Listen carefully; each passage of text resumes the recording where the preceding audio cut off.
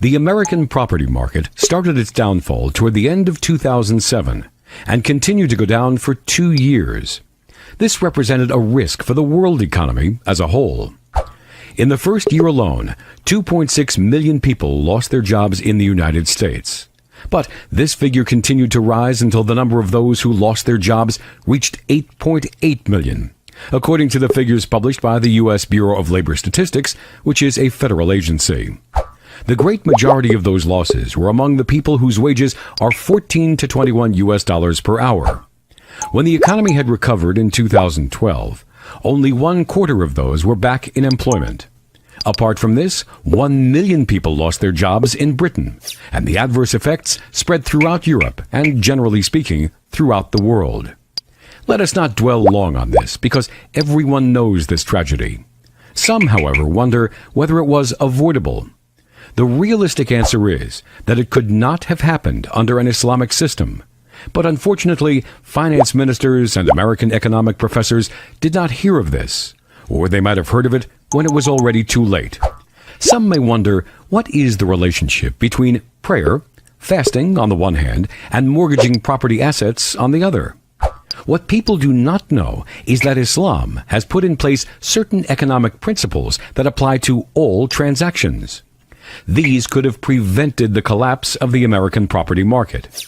Explained simply, Islam prohibits dubious or organized securitization banking because usury is clearly forbidden according to the Quran. Believers, do not gorge yourselves on usury, doubling your money again and again. Likewise, Islam prohibits selling loans in return for loans.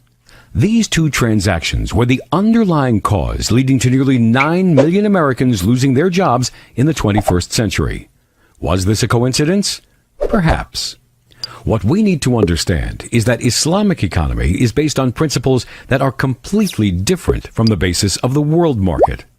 The world money market is based on profit, while Islamic economy aims at ensuring and maintaining man's progress.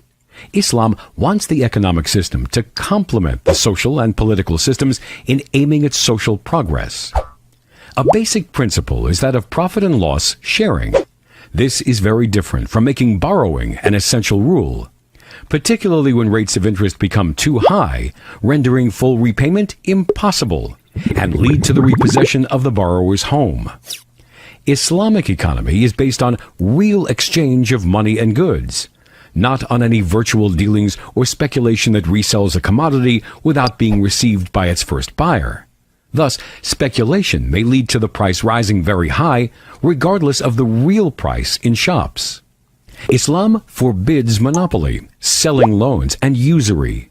It establishes truth and honesty as the two pillars upon which financial transactions are based. Therefore, nothing is surprising in the fact that the greater number of Muslims in Southeast Asia and Europe embraced Islam through dealing with Muslims in business. An interesting point of information.